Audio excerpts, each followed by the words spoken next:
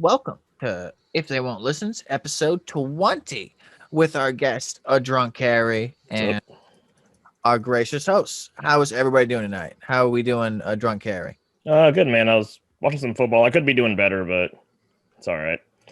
Teams lose, things happen. Just kind of chilling now. Absolutely. What is going on with the host tonight? Topher, what's up with you? Chilling like a villain, brother. Yep. Spencer, how is the night going? The night is going pretty good. Hanging out, enjoying some nice beverages, and enjoying the good company with everybody. How's everyone? How are you doing, Richard? I'm doing good. Thank you for asking. I did some ice fishing today. I got 2 bites, 6 hours, and caught no fish. Still had a great time though. But yeah, what do you guys want to talk about first? I have a bunch of topics to talk about. There is no shortage of that. But I know a lot of stuff has been happening lately. So does anyone want to jump out and say what's up before I run the scripture? I mean, I guess somebody's got to call the elephant out in the room, right? Yeah. There's a lot of stuff going on. I mean, like I said, I have a plethora of topics to bring up. But I think you're probably referring to what happened at the Capitol. Correct. What are your thoughts about it? I don't know shit about it. I don't watch news. As a dad who's doing everything I can to raise my daughter, I don't trust any news station I could get through an app. I just, I listen to 2 Joe Rogans and one of my alternative podcasts a day, and that's my media outlet. And when someone tells me something's going on, I'm like, I'll Google it. What about you? What actually happened? I mean, I know people stormed it, but CNN has already smeared my opinion of it because, like, from like 3 different CNN stories in the last 2 days, I think Trump's guilty, and I have no idea why. Like, the article talked about his guilt, but not why, and it talked about him fleeing without talking why he would flee. And then, I know people assaulted it and they're blaming him, which I don't know why people assaulting a building would be tethered to a person unless he told them to do it. Which then again, so explain it to me because I have no idea. I know people broke into a building and there's some cool videos on Reddit, but my speculative angle of cool is very wrong and tweaked. So what's up? What happened? Well, I mean, it's obvious. I mean, a bunch of people stormed the U.S. Capitol. The U.S. Capitol had to hold itself in place, the security. And then after that, it was a whole bunch of, after that, it just became an outlet of like who's going to do what and who's going to go there and take care of the situation. And I just find everything leading up and the aftermath of it to be just all around like very shocking. I mean that is like as plain and simple as I could put it at the moment. Like I don't know how else you really want to dive into this. I mean, Topher, what's your opinion on how this whole thing went down? Well, my opinion before I even say anything else, as those of you who know me know, I am always devil's advocate. I will say that it really doesn't matter what source we get our information from, even if our source, be it a major news network, a blogger, internet radio, whatever our source is, if they got their information from a legitimate source, not only they, but the legitimate source looked at the events through their own rose colored glasses or whatever color they happen to be at the time. So they're going to give you their version of events and how they saw things and how they wanted to color the reasons behind everything. So, very honestly, every story is suspect, highly suspect. That being said, I haven't liked Trump from the gate for very many reasons, with first and foremost being the man is a showman. Nothing else. People can claim he's a good businessman, but he was born with a silver spoon in his mouth, and he has had more failed businesses than successful. So it really doesn't matter one way or the other. But again, I do not like him. I never have. I think that if the events went anywhere near what I heard and the story, the version that came to me, if like half of it is half true, the man needs to be tried and convicted of treason and hung outside the Capitol building. Plain and simple. But again, that's just my personal opinion, and it's based on a story that may or may not even be half true. But I do think that regardless of whose fault what was, that was bullshit. And very honestly, if it was that easy to get into our Capitol building, we're about to be invaded by somebody. And I think that in itself, if he had even any small part of it, constitutes high treason. And I'm pretty sure to this day, the penalty for high treason is death. So, but the American justice system is going to do what it wants to do anyway.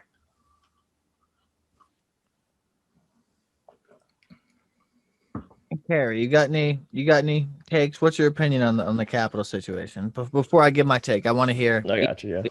because I know nothing still. Mhm. No. So my big thing, like you had just said, chaotic. Like, if it's I don't think it's the fact that it feels that easy or not. Everything I saw, the amount of non-resistance given to thousands of people storming the building, like there was little to no effort to stop it. Trump was tweeting out like, "We love you, go home," like all this stuff. Like, how do you react to the Capitol building, like the key point of democracy being stormed, and that's how our president reacts. Like, not as a businessman, not as anything, just as a president in the first place. Imagine if any other president in history acted that way. Like, if I feel like it's a completely avoidable situation that had nothing stopped to. And then, like, the biggest, of course, on the news, the biggest thing they're saying is, "Oh, Mike Pence and Trump start unfollowing each other on Twitter." Like, who cares about that? That's so unimportant, and that's all we were talking about on the news. Like, it's absurd, man. I just, every day I wake up and I'm like, I can't believe this is actually happening. Like, it feels like we're stuck in like some weird Truman Show thing. Yeah, no doubt. Social media tends to rule the world at this point. Mm-hmm. No, 100%. And I know nothing about it. I mean, I've seen some Reddit videos of people storming it, and I hear a bunch of shit about Trump. But quite frankly, as I think both of you have touched on at least a little, it's been a lot of shit about Trump generally. So I don't know where it is to go from here. I know some big steps have just been taken. He's been suspended from Twitter, which hadn't been taken he's been, the worst things he did started immediately. And so he hadn't been taken off ever until he wasn't president, or just about almost not president. And so I think that says something about the future of presidencies. I don't think they would let that much control happen again. Him tweeting about like nukes and stuff. Yeah. That should What happen. if he like tweets like nuclear codes next or something because he doesn't care? Yeah. So it's crazy. Anybody know anything about launch codes? Can anyone explain to me what's going on with them still talking about an impeachment? In my mind, and that might be based on non-factual things, I thought he was out before February. I don't know the day, but it's January 20th. So that's the issue, is that even if impeachment happens, it would hit the Senate and the House floor. So by the time that happens, they have to send a formal letter to him saying like, "We want you out," and he can dispute that. It would just go in circles. So the big reason why they want to do that is he loses access to launch codes, to big like. There's like, he gets suspended pretty much from all this big stuff if they try the impeachment, even if it won't happen. So when you're in the parenthetical boundings of being impeached, you no longer have access to top level credentials, whether it be true or false. It's just like okay. Pretty much, yeah. They're just trying to like suspend him from 10 days from doing anything terrible. I guess that makes sense, but it's still fucked up. You know what I mean? Oh, for sure. I'm neither here nor there whether or not he should be impeached. Personally, where I live, he didn't show up in front of my door and do anything bad. So I don't know what happened. And I don't trust any news network, so I can't trust them either. But I know that, at least from what I watched, very loosely, when I, like every morning I wake up and I open the Apple News app on my phone, we're biased. And 90% of the articles, when you click them, are 70% unrelated to what the article was. It was like, this person did this. And it's like, no, the first title is this person. And then 3 paragraphs down, you're talking about the bottom of part of the title. And so they're really clickbaity, and they have to try to survive with like Joe Rogan at this point. But I mean, they went after Trump for like 5 different types of impeachment all at the same time, and failed. And it was like, well, what are you going to do? And I know he's fucking up, but if you can't prove someone's illegitimacies, bringing them up makes the person bringing them up look worse than the person doing them. You know, like Mhm. it doesn't look bad when you can't prove the scumbag's a scumbag. You know, he just looks like a scumbag with a smile because he's like, I didn't do anything. I told you. And even if he did, he he has the upper hand. I don't know. I don't know where things are going. What do you know, on a different note, unless anyone wants to touch on the Capitol, what do you guys think about Biden? I'm neither here nor there. I'm not political. I know nothing. And quite frankly, elections don't really matter to me unless my taxes go up or down. I don't even notice. Or unless they come from guns or something. I don't notice. So what do you guys think? You think it's going to be next good 4 years, next bad 4 years? I will say from what's happened, because like you said, I think with my wallet, and I have friends that do like marketing stock stuff, it has risen a little bit, like incremental across the days since they've tried to make sure that Biden gets presidential, because we've got to think about outside of the US where it was like bad with China, Europe, other things. I think that will definitely help out our economy in the next 4 years. I don't enjoy Biden. He's like a lesser of two evils thing for me, but I think it's better than the other evil. It's kind of lesser of two evil things regardless. Mm-hmm. Because I've been saying for years, president's nothing but a figurehead in the first place. Very honestly, he has almost no power. He's really just a pretty face. Yeah. I think the bigger news is Democrats taking the Senate over as opposed to if Biden was in or not. I mean, that gives the House and the Senate.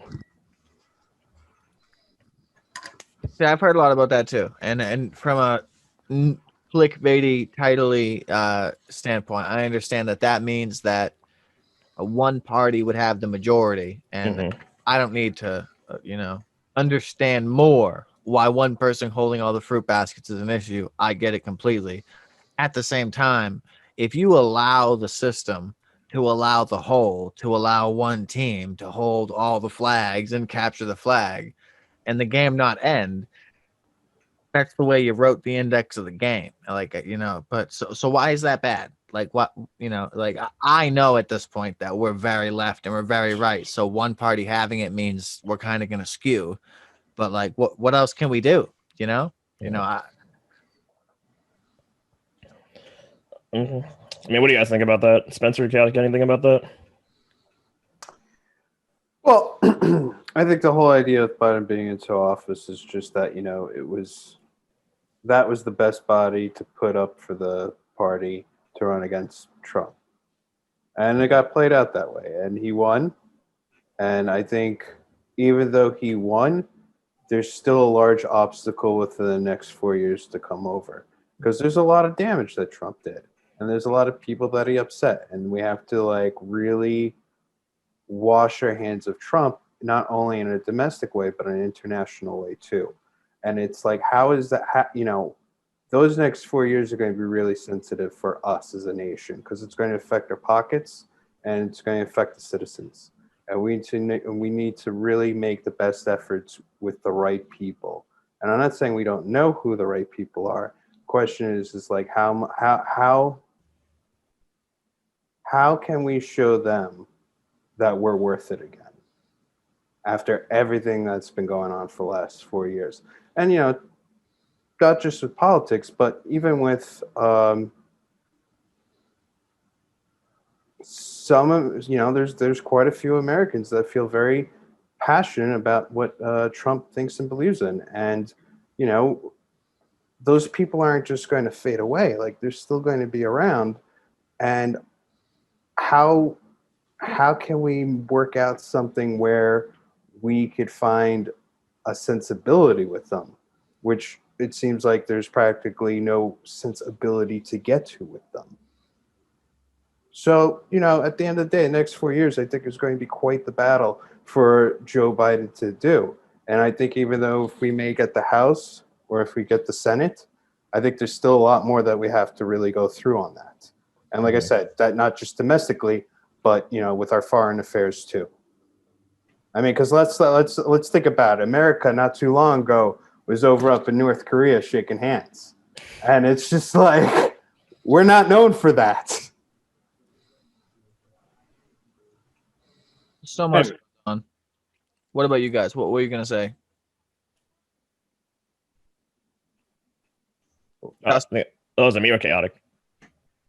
So I was like to jump off that point said about North Korea. I was actually listening. Obviously, it's a very left-fitting news station, but like when I drive to work, I listen to NPR if I get bored and stuff, in the car. And they were interviewing people in other countries, like their reaction the morning after the Capitol was stormed, and it was absurd. Like even places like Rwanda, like places that have had crazy stuff happen, like apartheid and everything. They're like, next time America comes to us, we can't be like, you guys can't even handle your own country. What do you mean? What are you trying to tell us to do? Like the fact that even countries in that dire of straits have that opinion about us now, like you were saying, Spencer, it's going to be a very long building process to just get the respect, the recognition, anything back with other countries. Like it goes far past this next 4 years, I think. Because I mean, it's ridiculous.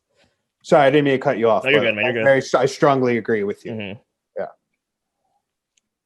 There's people. Oh, go ahead. No, I didn't mean to cut you off. There's just so many variables in this. As a person who's not objectively political, I'm only political because of things I've run into in my life where a political tactic was useful in a non-political manner, besides calling it a political tactic. And so through that, I've learned a few things. But do you think that the government now is gonna last? That 150 years from now, we're gonna be still talking about left and right and red and blue and the donkey and the elephant? Because, like I said, as a person who doesn't know anything, when I hear someone's theory of how terrible this is, like, I mean, Socrates and Plato predicted that there would be a duopoly if you had a two-party system. He also predicted a few other regimes, like the dictatorship wouldn't fare too well most of the time, and a lot of stuff like that when he tried to build his theoretical city. But I just don't know. I don't know what the right step is for the country. I know that to take any other step than what we have now, we have to tear down, and to tear down more than what we're already dealing with is just kind of like a little too much to think about. You know what I mean? We're already thinking about riots every day and crazy shit, but I don't know. Do you get better, passively, or are we gonna, what's gonna happen? I mean, I'm not the one posting every day that there's going to be a civil war and that there's, any crazy shit about to happen. But there's a lot of talk about a lot of crazy shit that I don't know about, but I hear about it and I'm like, man, if that shit came in a wave, like that's a pretty serious thing. To jump off what you said about if in 150 years, if we'll have a two-party system still. So, because I'm a huge statistics nerd when it comes to anything like streaming, sports, games, anything like that, the fastest growing party in the past 8 years has been the Libertarian Party, which if you look at their basis, they are fiscally conservative and they're socially liberal, which I feel like a lot of people actually do identify with if they think about it. If they think, I don't want to get taxed and I'm fine with human rights, I feel like that's a very basic principle for a lot of people in our age group. But if it'll grow fast enough to stop the idea of two parties, because I mean, we're very mob-driven people anyway. If you tell someone to vote left or right, they do it. Their parents have done it. Their grandparents have done it. So I don't know if there's some way to break this cycle, not to be like cheesy and Game of Thronesy and like break the wheel or anything, but it's kind of hard, especially with the media telling you things like you're saying about these crazy Civil War things happening. These are like really like Facebook groups of like a few hundred people out of like hundreds of millions, but that's all we hear about. That's all we have ingrained in our mind. So it's like we're constantly thinking about that. So it's hard to know if we can ever get away from like media telling us what to choose and do, I couldn't agree more. Anyone else have any points to touch on with that before I segue? I got nothing. You could segue away. Cool. All right. Yeah, no, there's just so much. And I feel like not caring about it isn't I don't want to raise my daughter thinking not caring about things is the motive, but it's like what is the idea that we are supposed to intake this mental pollution of just blah blah blah blah blah blah blah. The news, like I never turn on the news and see, oh my god, like Stacy got a car. Like it's always bomb, war, death, murder, lost, theft, repeat, cycle, mix, repeat. And it's I'm okay with it, because that's how you're making your money, but it's getting ridiculous. And you've been doing it for way too long. And they're not the ones who are called a problem. You know, like if I did the same thing that CNN does to my newsfeed every day, my girl would say that's emotional abuse. But CNN can do it to the whole country. And it's just, I don't know. I think in the next 10 years, we're going to have some real reform about who can say what to who when. Like, if you want to post your shit on YouTube with no viewers, that's allowed. Like, that's to everyone. And if you get big there, you were the dime in the database of, almost a billion people. So it's like, okay, that, good for you.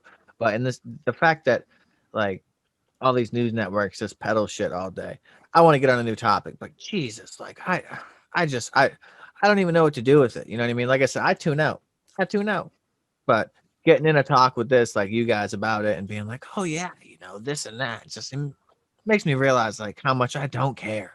I mean, maybe I should, and maybe that's wrong of me, but it's quite literally, it's never affected me. So, and there's always someone else who cares. If I say, hey, someone raise your hand if you have political opinions. If I go to the bar and say, what do you think about this dude? He's about to be president. Everyone has an opinion. So me not having one seems to kind of work as long as I'm the commentator.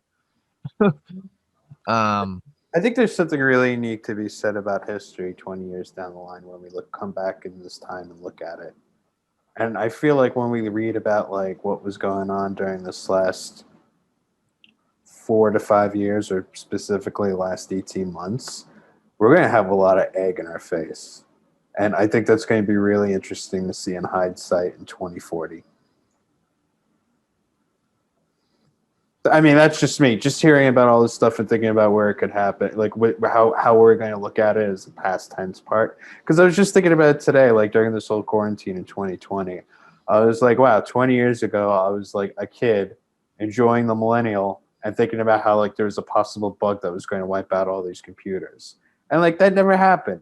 And I got to see the Matrix. And we landed on Mars. And I was like, oh, this is fucking cool. And then it's just like 20 years later, boom. It's like, shit, I feel like I'm in the 12 Monkeys, and there's no Bruce Willis. Yeah, no, there's we're definitely in a sci-fi novel now. I've had a few people tell me that they think reality has crashed into like a subversion of it, and we're segueing. This shit was passive for a long time. It I don't even know. Like, there's an endless amount of stuff to consume. You know what I mean? I think there's a big question that comes down to things like if you could trade like my version and or what I think is most people's version of dignity for money, is it worth it? You know what I mean? And I'm referring, of course, to things like OnlyFans, because there's a ridiculous amount of I can name, and I'm not going to, but I could name 10 people who make $1 million incomes by showing their birthday parts. And that didn't exist when I was a kid. Like, it just didn't. Like, porn did. It did. But like the fact that you could skip the porn website, you could skip even a lot of the gritty category details that we know that's not a sister and a brother. Come on. But if you name it that, 47 million people click on it. So, and there's so many funny little cliches that exist in weird little areas that we don't want to talk about because they're weird, but they propagate society and humans. So it weird. But I mean, shit. What do you guys think about Topher, specifically Topher and Spencer? What do you guys think about that as adults? Being the fact that if a 15-year-old, or I don't know what the contract is, maybe you need to be 18. Let's presume you need to be 18, the legal adult age. An 18-year-old can decide that they can take 17 umpteen pictures of their body and put them online. And if billions of dudes want to pay for them, there's no ramifications on like the cognitive aspect. Like, she doesn't have to sign a form that says, oh, 40 years down the line, if this affects you for things, sorry. What do you guys think about that? All right, I think. Listen, if you're going to do something like that, at least do your research on it. See what other people. See how other people who have done that at their age, when you want to start do it. See what maybe they had good experiences, maybe they had poor experience, or maybe they had experiences that teach you how to maybe watch out down the road with this scenario or that scenario. And it's like, you're going to go out there and hustle your body and make money. That's fine. I don't care. As long as you're not killing anybody, I don't care. Have fun, do it up. If you enjoy it, Do what you're good at and enjoy it. Carpe diem is nice. I love it. It makes me feel good. What about you, Carrie? What do you think? Do you think that there's any problem with that? And do you think that's you think that's going to be steadily growing? I think it will be steadily growing. I don't, just like Spencer said, he hit it perfectly. I don't see a problem with it. I think it's the perfect, like, if you look at two timelines crossing of like pornography, like normalizations, even things like, think about like Me Too and like women taking their bodies back, right? And then like on the other side of things is like social media influencers, like dumb shit, like Kylie Jenner, like all this stuff on Instagram, people making like $200,000 per Instagram post, right? It's literally social media meeting pornography, which is what every single kid who's like 18 through 25 like loves.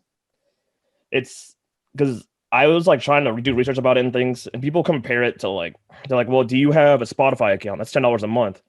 You could go to like 2 OnlyFans for like $5 if you support content creators on YouTube, or if you support people on Twitch or anything like that. That's like how people are normalizing it in their heads, you know? They're like, or like if you like art on Patreon, it's the same thing if you support this person. Yeah. Oh, go ahead. Sorry. I just think that it's going more towards normalization of things, which if you look at other countries, like anywhere in Europe, you know, especially France, Italy, things like that, they've been about nudity and things like that and normalizing it for forever. We've always just been a different kind of censorship in our country. What were you going to say, Spencer? Well, no, I think you're right. I think the United States, for up until a certain point recently, has been very prude about itself. And I think, excuse me, Topher, I think Richard made a point before about like the way how you could really publicize yourself without putting yourself in too much harm. And like, there's a way where I could just 30 years ago post pictures of me, and it would probably be in a more local community of who would see it. So I'd probably have to suffer from my neighbor, or my father, or my priest, or my mother seeing these naked photos, as opposed to like, you don't even need Pornhub anymore, or like you mentioned, you could have a social media site where you probably use Reddit, and you could just flaunt yourself through there. And I think what you said about the women taking back their bodies is like that is one of the greatest things, because I love how like they are able to support themselves and display themselves as how they feel comfortable with and proud of to do so, and feel and develop confidence in themselves too, where they're just like, fuck, this is what I do and I love it. By the way, you want to grab a croissant? It's like, yeah, okay, why not? I'm with it 100%. No, I'm not prejudiced to it at all. I'm just like learning about it and learning about its taboo-ness. You know what I mean? And it's, I don't know. Well, why is it taboo? Who says it's taboo? Okay, I did. Why? But why is showing your body taboo? Well, maybe it's societal pressure on me. I don't know what it is, but it's interesting. It's like the as a person who was a teenager who only did missionary, and then one day I learned about other things, and it was like, whoa! And I thought I knew what I was doing before, and it's like, like that's kind of where I'm at right now. It's like, well, I don't show my dick anyone, and I make okay money, but I can show my dick to everybody and make really good money. And it's like, well, I don't know. Now I'm starting to think about it. Is it that important? Could I? What's the question? Can I Google it? And it's like, I haven't Googled it, but I'm thinking about it. It's the question. Like, how many people are dressing up in, Dollar General costumes and dancing around their apartment with their junk out? Because I could favor that. And based on my understanding of tax law, I can write off a third of those purchases under, class C purchase, because it's for a business. And that might be wrong, but I just started studying tax law. So it's good tax law to know about. God, no, my grandmother was teaching me about something to do with when you have a business, even just before you get your business license, you can write it off under your personal name if you can prove it's necessity for the business. I don't know, jargon, but saving money is always cool. I don't know. Back to sex, the big topic of the night. I don't know. It's so crazy to me, and it really is, because like like Carrie said, you you can normalize it. I have this subscription and this subscription and this subscription, and so it's completely chill. And that's my case. I have anime subscriptions and Hulu subscriptions and this subscription and podcast subscriptions.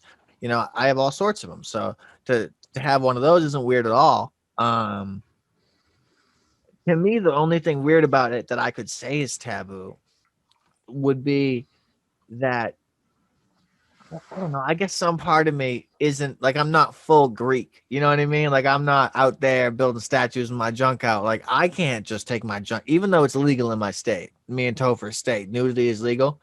You must leave your state 100% naked. You cannot touch yourself or do sexual acts, and it is illegal to derobe in public. But if you leave fully naked, you can do it. I've seen people riding bikes naked, husband and wife, or girlfriend and boyfriend, or friend and friend. I don't know, alien and alien. I don't know, but they were completely naked riding a bike, couldn't have been comfortable. And it's like, that's not me. But if it was, like, what do I think about myself? Like, if that's not the area I covet, and nothing's coveted, what mentally is coveted in replacement of that? I don't know. I think everything's tit for tat. Maybe that's just me, but like, if you don't think about what I think about, there's something else you thought about in lieu of, right? As being taboo. And no, I just mean like, to the person who is not shy at all, 100%. Like, if you looked at a stranger and was like, Yeah. and they went, cool, and no nervousness, no awkwardness, complete stranger, and did, what proclivity exists in their mind in placement of the one that to me is, oh, I can't show my goodies to them. Well, they have the ego. They feel confident in their body. I think this is a whole part of like America's itself being a prude. I think we were told so long to be uncomfortable by our bodies because mostly religion was the say so of that. And I think that now that we're kind of we're more defunct from religion now than as opposed to the 17th century, that shows. And I think we're finally being like, hey, this is my dick, this is my vagina, this is my breast, this is my asshole, whatever it is, here it is, I love it, let me show it to the world. And why not go for it? I think if more people are open with like their bodies and sexualities, I think this whole idea of a title of what you are and who you are and all this other shit, it just goes out the window. Because you know what, we're all happy at looking at each other's stuff. I got nobody to back me up there on that one. No, I'm with I was listening. Yeah, just listening. That was a hard silence. I was like, what? Nobody likes to show off their bodies?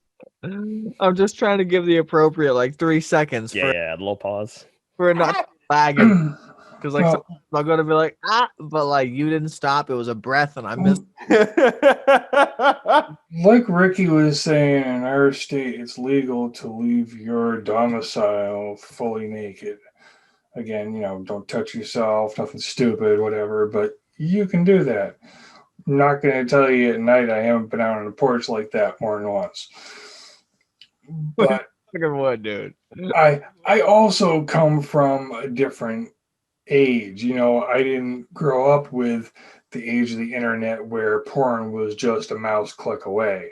In my day when I was a kid, porn was your stepfather's old skin mags out in the fucking shed in a box that may or may not have had water damage to it. So some of the pages might be stuck together and a little warped. Damage. That's what we're gonna call. Yeah, I really hate when I get honey on my magazines. See? Too close to the oven.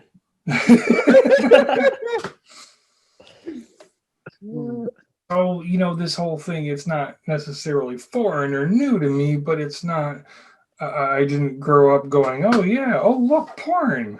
I can look at anything I want on the internet. I don't know how you guys grew up. I really don't. And maybe I'm miscrossing the generation. I'm sure I am by 10 years. But my dad growing up, oh man, he went to 13 high schools. And maybe he was the sole proprietor of this opinion, but I severely doubt that. And he'll never listen to this, so I'm not worried about that. But not literally, he was such a homophobe when, he was raising me. It was insane.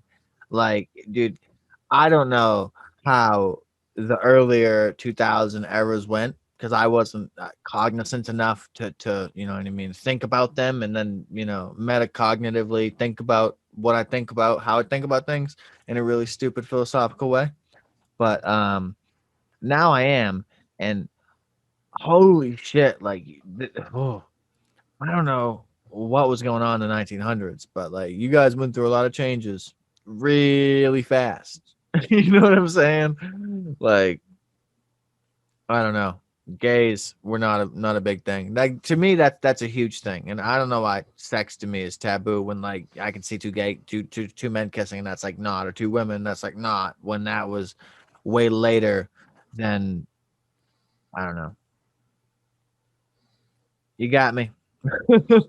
Yeah, that was almost non-existent completely. It wasn't even talked about really when I was a kid, and then getting older, it started to be talked about more. And of course, you figure when I was like 10, 12, whatever, that was when the AIDS epidemic came through. And everybody went, oh, gays caused it. There was even the widely spread rumor that it happened because a gay guy went to Africa and fucked a green monkey and came back with AIDS, stupid shit like that. But now, I mean, I couldn't care less. It doesn't matter to me at all. My sister is gay. I couldn't care less about that. It doesn't faze me in the least. I've said something all along. I hope I would rather my daughter be a lesbian than a vegetarian. Like being Yes, just it's like, healthier. you know what I mean? Like I'm not buying that diet. You know what I'm saying? I'm sorry. You're gonna have to go live with someone else. No, but I'm all about free choice, man. Like overall, I really want everyone to be happy, but I just worry about like freedom can go too far. There's examples of it, like it can. We can get ahead of ourselves sometimes, and we don't realize it. You know what I mean? I am a glutton in many senses, and in all of those senses, I'm not shy. I'm not like, oh no, I shouldn't do this. Oh no, I'm like twice. I'm done. I get, and so I'm not. But I met a lot of people who weren't, and there's a lot of uniqueness, I think, in America. I would really like to, travel the world and see the different types of culture if I could understand what they were saying outside of a translate app, Mhm. and really learn what's going on. You know what I mean? How many people here have been out of the country? Uh, yeah. Damn. Okay, where you guys been? How was it? What's up? What's it like? Well, obviously, I'm 3/4 Asian, so my parents are Vietnamese and Laotian. So like as a kid, we would take like a month off from school, get like all the schools. They used to be so much damn easier, man. Tell your teachers like I'll be gone for a month. They'll just like hand you a stack of worksheets. You're fine. You do it now because I actually, to give you guys a little bit of backstory about my history, like I taught high school public school for 2 years. And the second year I taught, if you missed more than 6 days, you flunked out of high school. Like no ifs, ands, or buts about it. Because I guess, yeah, 6 days, like unexcused. If you were sick, I had to notice something. It's fine, but like 6 days, we had like 80 kids like just flunk out because I guess they were realizing kids. At least they can try to make kids sit in the classroom because they're not learning anything half the time anyway. They can like feel better about themselves if the kids are in the class. But I mean, to go back to like, yeah, we would go to Asia for like a month straight, like in December, because over the equinox, like winter here is like summer there. So it was beautiful. It'd be like 70, 80 degrees. You'd be like on the beach for Christmas time and everything.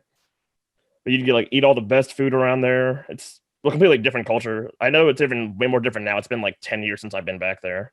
But where have you been, Spencer? I lived in Dubai for over a year. Oh, that's awesome. Yeah, I went out there for work originally. Originally, before this pandemic, I used to be a chef, and I just got out of culinary school, and I got mentored by I found my mentor. He brought me to this one restaurant. We worked there together. Before you know, he's like, "You want to go to Dubai to work in Dubai for us?" So I was like, "Yeah, sure, no problem." Not thinking it was real, and then before I know it, it became a reality, and I was just like, "All right, this is where I'm living." And then after that, it was really cool. It was just spending 12 months out there, picking up a couple different languages, basically, Mostly Hindu, really, because there's a lot of Indians who actually live in Dubai because of it's like the whole exchange rate. So it's like the dollar in the UAE goes further than it does in India.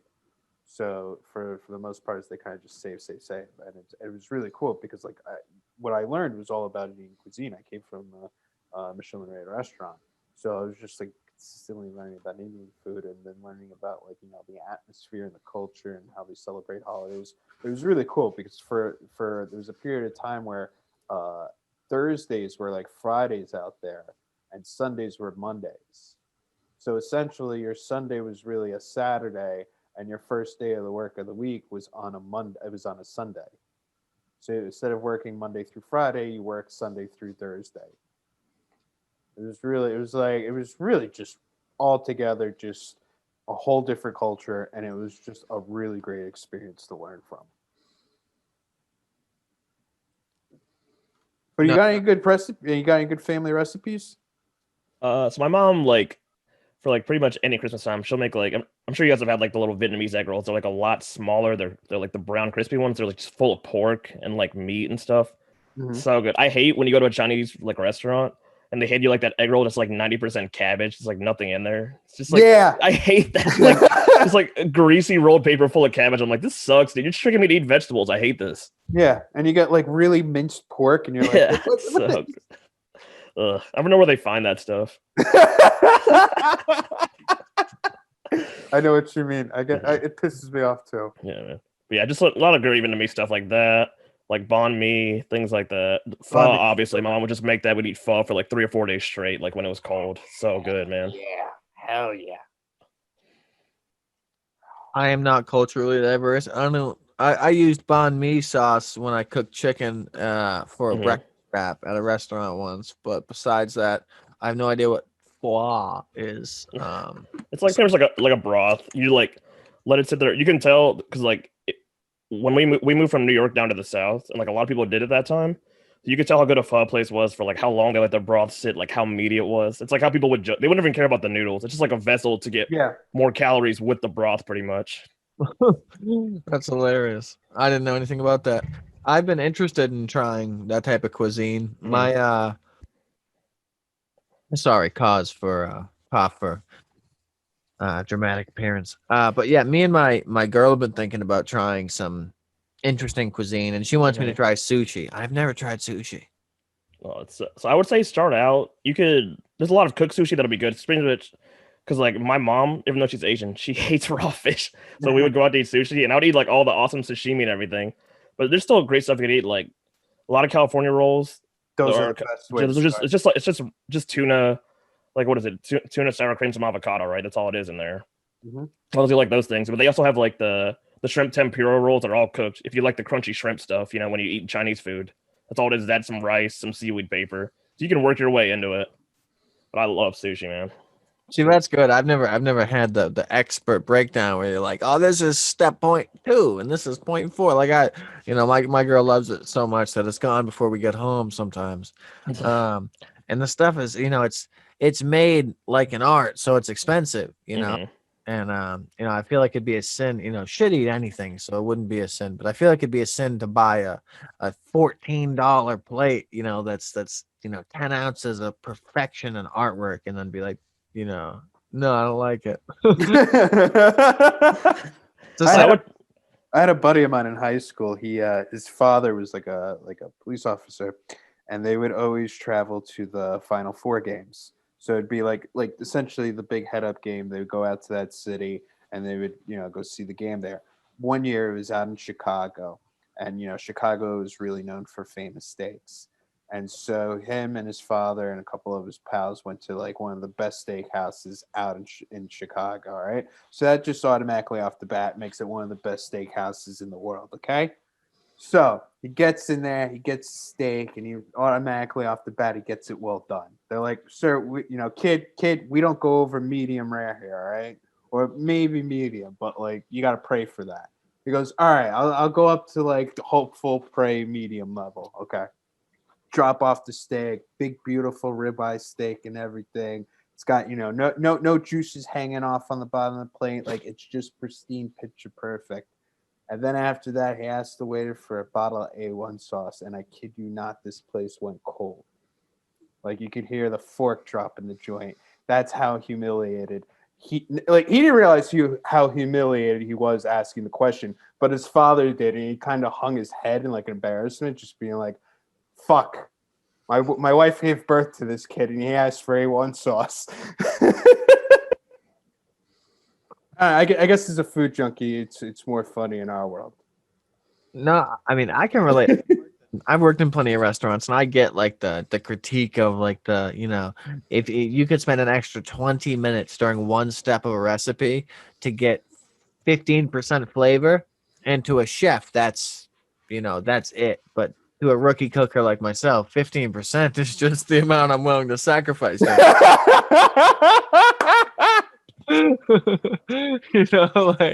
I'm not trying to go the whole mile, but when I googled 25-minute chicken salad recipe, this is what came up. Yeah, give me the 10-minute recipe.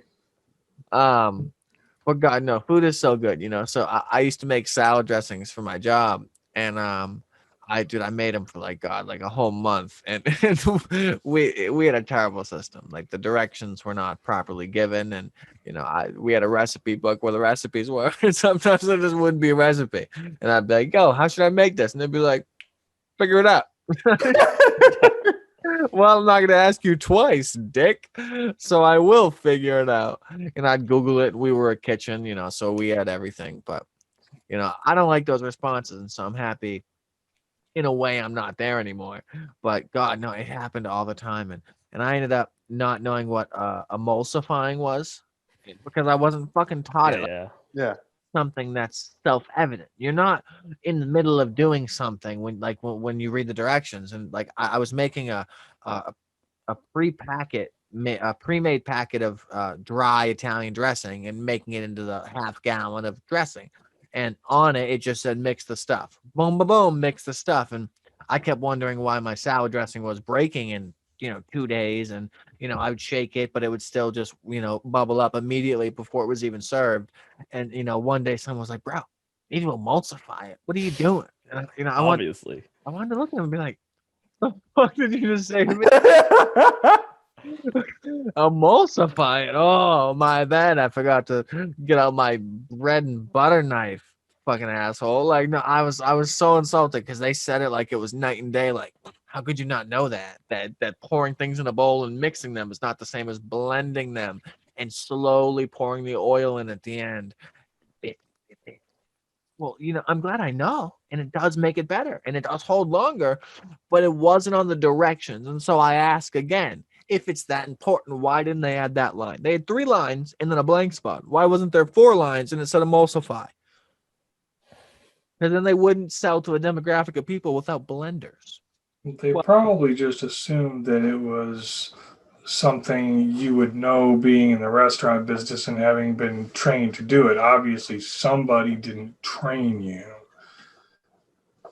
No, you're totally right, but which is the problem. This was a third-party packet. This wasn't like a commercial-only packet. This was something you go to Shaw's and you buy a homemade salad dressing for a party you're gonna have in a big bowl. That's what this was, and its directions 1, 2, 3 were mix A, mix B, and mix C.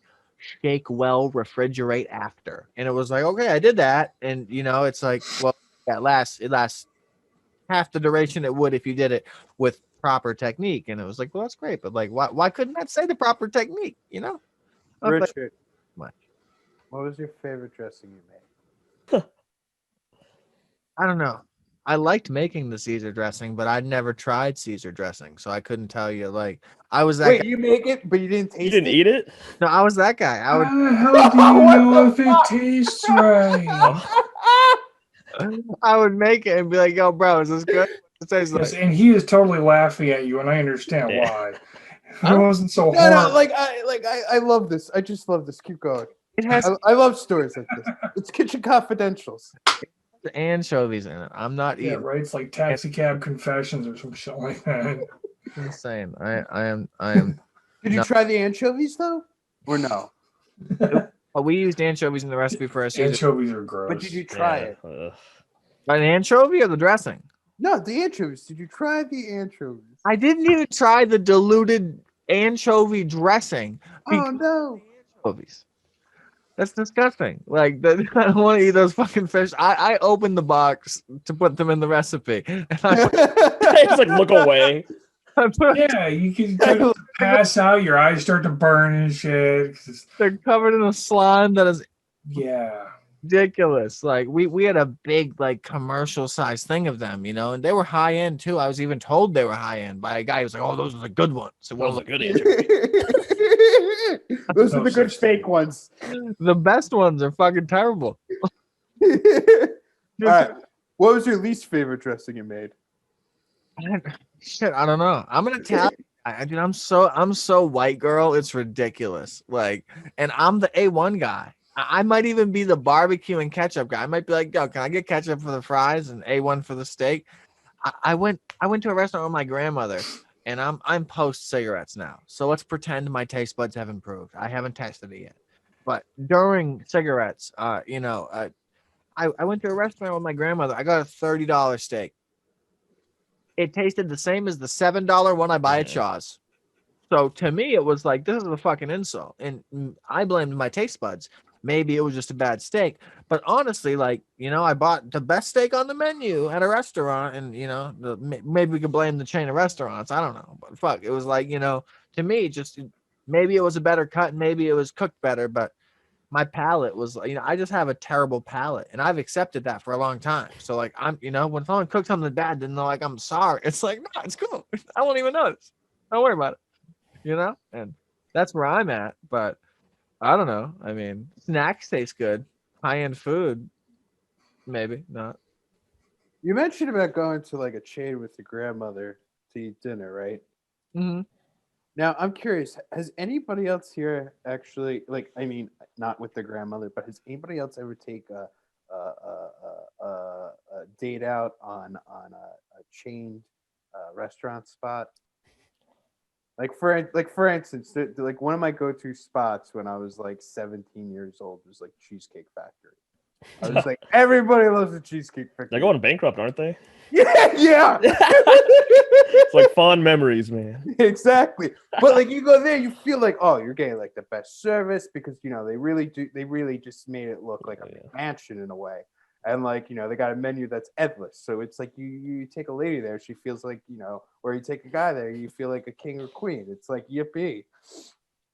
And I just remember taking a lot of dates there, but like the problem is that like I found myself actually starting to hate Cheesecake Factory because I'd just be like, A, the food's not that consistent, and B, it's like I could never get the same server because this one person would always like, I would always wind up randomly getting this one person who would always like give me like the best experience to have on a date. And but the consistency wasn't there. I found it very humorous. And then one time I got to a Cheesecake Factory and the woman was like, can we go to Outback instead? And I was just like, you could have it any way you want. And then she was like, I just wanted to come here for the onion rings. And I was like, all right, far out. I've been to a Cheesecake Factory a bunch of times, and I was not a fan. And it was because of the price. And like, I remember standing there with the girl I brought there, and I had hundreds of dollars. Like, I was taking shopping, I was buying her expensive purses and shoes, and like, wait, what were the purses back then? I was Coach. Dude, I was gonna name the brand, but it disappeared. You got to give me a minute. God, no, it's out of my head now. She's like 2 girlfriends old, maybe 3. I don't know. Cycles have changed. It's hurting, but no, literally, we're there, man. And I'm sitting there with my arms crossed, and I'm like, oh, I can't do this. And I put my arms down. And I'm like, this isn't comfortable. And so I hold her hand and stuff my other hand in my back pocket because the front one is not comfortable. I don't know. I'm retarded, but I remember that. And I look in the fucking case, and I'm looking at the piece of cheesecake, and I'm like, it's $37. There's 4 pieces on it, and mind you, it was a whole cake. I don't know, 10 inches in circumference, 5 inches, and the 2.5 inch radius, 5 inch diameter. I don't know. We'll forget math for now. But like $37. I just thought in my head, I was like, I could get 66 airheads for that price. That's my favorite rationalization. You're like, that's like 26 McDoubles. What am I doing right now? Right. It's like I could go to the dollar menu and have 36 Yeah. burgers. That's Big so many Mac chicken sauce. nuggets right now. I love I know, dude. It's my favorite drunk snack. right? Chicken nuggets can never go wrong. Yeah. Especially, I learned a life hack is if you have the air fryer, like so that way you get like 40 like McNuggets, like chicken McNuggets. You get the air fryer, you just slap it on and have them going in shifts. That way they come out extra crispy, like if they were actually from there. And then you just dip away in whatever dipping sauce that you enjoy. Do you think it's that much better? I'm not gonna fuck with you. I had a commercial air fryer that was like almost in quadruple digits, and I gave it away with my eyes closed because it was in the way of my air conditioner in the summer. I was like, I'm just like fucking moving this. I need to get my AC. Take it now. And like, if he said no, I would still have it. And tonight, if you said it's good, I would have grabbed it. But like thinking about it, it was like, was that a bad idea? Because like, I didn't like it. The thing I didn't like was that I'm a very clean person. So if I cook with something, I need to clean it. Call it my minor OCD. It needs to be fucking clean. So like when I used the air fryer, that was huge. The bucket to the thing didn't even fit the sink. So I had to do like 4 levels of contorting and wrist fucking to clean it. And it still wasn't clean because it was an oil-based product because all the oil dripped to the bottom. And then, you know, as I gravity clean oil, it goes where gravity pulls it. It just wasn't easy to be clean. So I was like, no, like this, and 100%. And I put it away and I used the oven. So that's where I'm at. But do you think that much better? Like, honestly? Well, if it's between that and an AC, I would definitely keep the AC. Just say. But if you have the extra dollar and you want to be like, I enjoy tech, or if I enjoy gadgets, and it's like if I want to get something that's going to be like a life hack, yeah, I would suggest getting the air fryer. I mean, they come a lot smaller nowadays. Like ours is literally like a 3-quart container, and like I stuff it in there for like, I don't know, maybe 3-4 minutes. I tell you something, man, it's the great because you get food. What happens when you get fries? It comes out soggy, right? It's not as good as if you were there. Now you get the fries delivered. You put it in your little thing. Poof! It's like it's out of the fryer again. And you know what? You don't have to worry about grease fire. You don't have to worry about getting grease on yourself because it's just magic like that. I love it. Get an air fryer if you can. It's especially if you're a stoner. It's the greatest stoner hack to have.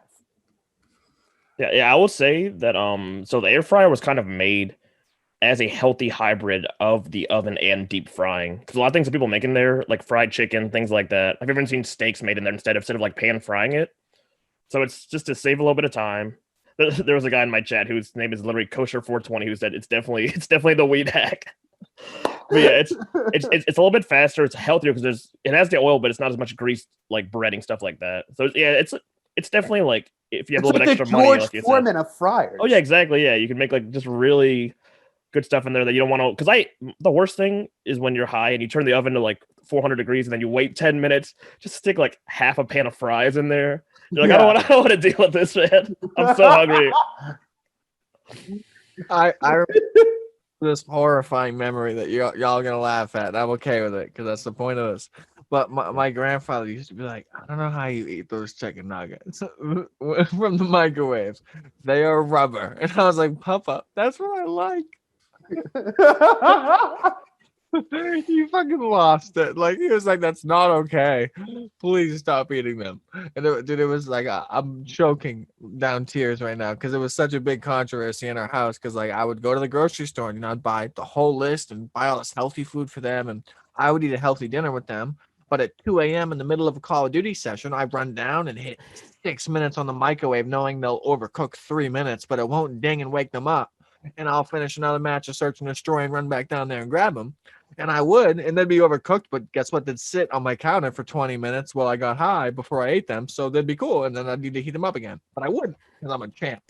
And so, you know, it was like this weird psycho cycle of chicken nuggets. And I just got used to the microwave. And so like now when I want something and I'm at the grocery store, I walk by the whole row of like cows and pigs and beautiful sexy meat that I could spend time cooking. And the second I get to the frozen food section, I'm like, oh, daddy's home. Let's get it. Oh, I don't know what's wrong with me. Like expediation, like I'm trading time for life. If I'm going to carpe diem this, I need to get high, shit, shower, feed my daughter, and kill 3 games of Call of Duty before I wake up. Let's go. Start now. And like, I don't know. It's about time. Like, do you know how long it takes to make proper chicken cordon bleu? I can buy it in a box. I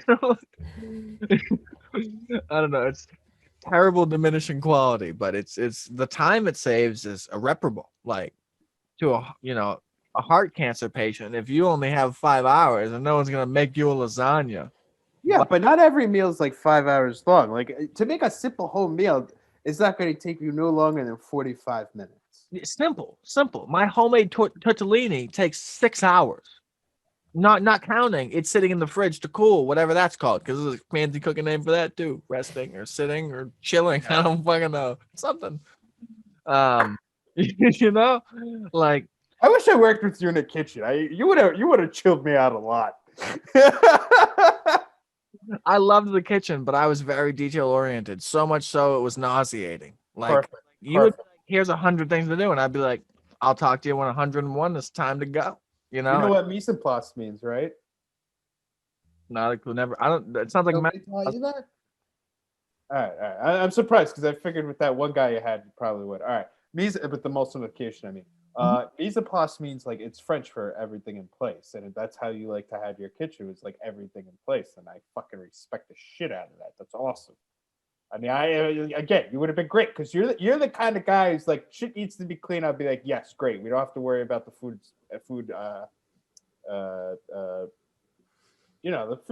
inspectors coming in. And then it's just like you'll just say shit to the point where somebody's got to laugh, and I'm just like, fuck yeah, I'm the guy who needs that laugh. Because fucking, I don't know, some other guy probably called out sick. It was probably the dishwasher. That guy never wants to show up on cleaning grease fry trap a day. You ever seen the dishwasher guy show up on grease fry trap a day? No. You know why? Because nobody wants to fucking clean the grease trappers. That's why. Dude, I held a crazy position in the kitchen. Like, in this mountain hotel resort, we had the head chef get fired for being like, just like this crazy guy who threw plates and knives and in a vicinity. Isn't that you guys? Like towards a waitress, like talking to us all and then getting mad. A VIP dish of salmon came back from the bride during a wedding. We did events, and they were like, the bride said it's undercooked, and dude, like fucking Gordon Ramsay, bro, he picks that plate up and he's like, fucking, oh, I fork. I look up at the camera. I'm like, oh shit! Good thing the owners don't check the cameras or care, And as long as when they swipe the credit card for whatever they want to buy at the store and it goes through, they're like, nothing's wrong. If something's wrong, then they yell at every person for working overtime when we're not, and like we have to work to keep your business open. Someone's got to be here to clean it. But no, I was the dishwasher and garde manger and prep cook for the head chef all at the same time for a short period. At first, awesome. As a dishwasher, because the head chef was fired, the whole kitchen reassimilated, and I did some dishwashing for overtime, like on the side from 50 to 60 hours after I did maintenance. And then the garde manger guy left. We hired a dishwasher. I switched to garde manger, which I've had to Google like 100 times to be able to spell because it's not phonetic. Like it doesn't sound like it should. Like garde manger is how I remember it in my mind. But it's Yeah. I don't like French. I'm an Espanol kind of guy, and I suck at that too. I'm just saying. I prefer. You suck at making Espanol and mother sauce? Well, yeah. So what's the deal with queso? Like, isn't that the Spanish word for cheese? Am I wrong about that? Because when I say queso, everyone thinks I'm talking about like an American cheese sauce. I'm not. I'm saying cheese in Spanish. Yeah. Like everyone makes it like synonymous with the melted white cheese you get at a Mexican restaurant now. They do. They just like Americanize that. So you say queso, someone's like, "Oh hell yeah, where's the tortilla chips at? Let's go." Wait, I wanted my queso melted. Yeah, it's a thing. I'm telling you, man. All the waitresses at my restaurant would go crazy when we did the homemade tortilla chips and the queso, and we would serve it as a special on the side of some special dish that was appropriate to serve with. I'm not the matchup guy, and it was great. At the end of the night, they had to throw it out, obviously, or get rid of it at least Yeah. for the next day. And so all the waitresses would be like, "Oh, it's queso night." Oh, and like, so there'd be nights we weren't serving it, and I would be talking to someone, and I would be speaking Spanglish, and the only word I would use in Spanish would be queso, and they'd turn and be like, "Oh, but you got cheese?" And they know it is. I said, "Cheese in Spanish, calm down." And I just, the controversy of that to me is crazy because I don't even use queso anymore. Because like to me, it's cheese. To others, it's cheese sauce. And it infuriates me. It's just funny point I want to touch upon. Have any of you actually had experience with Cheese Whiz? I've seen a lot of people, but I have not. Anyone else? With what? Cheese Whiz? I don't think so. No, I've never had cheese in a can. Okay. Well, I live in Cheese Philadelphia. Whiz and Easy Cheese are two totally different things. The cheese in a can shit is But they both- suspect out the gate. Not that Cheese Whiz is any better. It's actually like a step below Velveeta because it's still processed, bleh, you know. But I grew up on Cheese Whiz, All right. So so living in Philadelphia, man, they swear by this shit. And I'll tell you something: the Easy Cheese and the Cheese Whiz, they both come in a can. Just that one sprays out of one, and the other one you have to open with the can opener. I didn't even know that. yeah, Cheese Whiz was always in a jar. It was like in an the glass aerosol jars, thing. like today's con queso, because that's what it is. It's like salsa con queso or whatever. The cheese sauce in the jar, like Doritos brand. It came just like that in the glass jar. God damn. Okay, so side note, before we wrap up sometime in the near future, which I'm not against going longer, but at the same time, we are normal runtime. Where are you at with dip for chips? Is that something that needs to be pre-made and mixed into sour cream? Is that something that should be pre-made, fully mixed together? Is that something that, I've never in my life made it homemade. I ain't gonna joust about that. But like, where are you at? Do you make your own homemade dip, Spencer, and or others? I make my own dips. Yes. I usually like to make like a smoked baba ganoush, which is just basically eggplant and hummus put together, and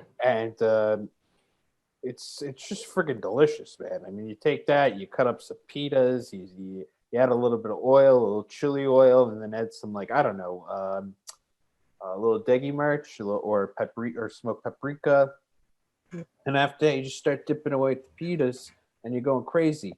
I'm a huge condiment junkie. I'll always say, "Give me more, give me more." Like bread. Like, there's nothing more I love with my bread than like fig jam. And I think like that shit's just underutilized. Other dips I would prefer. I like cold dips. I like hot dips. I like the dips that are liquidy. I like the dips that come out of a fountain. I like dips that just come out like, where it looks like it's unpenetratable, but it comes off smooth and silky. There's no wrong kind of condiment as long as you have the right product to eat your condiment with. That's it. I think that was well surmised. Mm-hmm. I don't have anything else to touch on. that was quite well. No, I just buy that French onion dip from the grocery store and grab some sour cream, and I always throw it out before it's gone. And sour cream is totally still good, but I'm like, I try to date things in my fridge, and my girl's like, "Nah, that don't look good." I was like, "What do you mean the date don't look good? Like, there's a purpose. It needs to be there." Nah, it's not. Like monogamy, you learn a few things, and it's like, shut the fuck up. Like after fight one, why'd you make fight two? Some people could just blame you. Just think about that. If you have a boyfriend or girlfriend or a person who's one of those and doesn't go by that title, it's not about what you want. It's about what you want to get by the person you want to be with. That's like a lot of work. Loneliness sucks though. No, this was a great show. And anyone have anything to touch on before I give everyone a chance to plug stuff? I just want to say to go with your last little rant about the relationships, I'm going to go with the Deadpool theory. Your crazy matches my crazy. I got lucky. It took a few times, but I got lucky, and that's what I got now. But that's ultimately in a relationship is what you need. Because everybody's out of their fucking mind. It just depends on how kind of crazy you are, and your crazies have to mesh. Sometimes not so perfectly, but if you can tolerate the crazy that doesn't go so well from the other one, you got it made. And I think that's well put. What about you, Spencer? I think that's a good note to end on. And then I'll jump over to Carrie. And what do you think is the key to that? Metaphorically, to making a relationship work. Being that I touched on compromise. I mean, the king of forgiving things. But what about you? Just listen. Just be ears wide open, listen, and remember. And if you need to have a pad and pen and do this, by all means, fucking do it. Because the last thing you want to do is get caught with your pants down when the pop quiz comes off. No, amen. I've been that pen and paper type of guy. What about you, Carrie? If you were to touch upon the mantra or the metaphor to making a relationship work, where are you at? So I think I did a lot before COVID. Was like on Mondays I used to go to this. It sounds so sketchy. I used to go to this fucking warehouse where people would meet, like 50 people, and we would do like meditation stuff for 2 hours. I was like by a guided leader, and they talked about like passive listening while we were there. So actually, like as opposed to now, a lot of times you're sitting across from somebody, you think they're listening, and they're really in their mind they're like, did I get a notification or something? Am I paying it? Like, did I leave something out? They're not actually like passively listening to you at the right time or anything like that. That's, I think, a huge thing to do with people, relationships, anything like that. Actually take the time out, listen to the words that are coming out of their mouth, remember it, and then like bounce that back for the next thing you say to them. I think everything else just kind of falls in line after that. Yeah, no, I think that's very well put, and awesome. And I'm happy to have you on. If you want to vocally plug your socials real quick before the end of the show, now would be the time. Yeah, definitely. Thanks for having me on, guys. It's been super chill time. Good talks all around. I appreciate it. Pretty much right there where it says my name, A_drunk_Carrie. I'm on Instagram, Twitter, TikTok, Discord. I'm on Twitch right now, streaming my POV of this. So definitely you guys check out if they will listen on YouTube, all across all of the different kind of ear space places. Definitely good guys. Appreciate it, guys.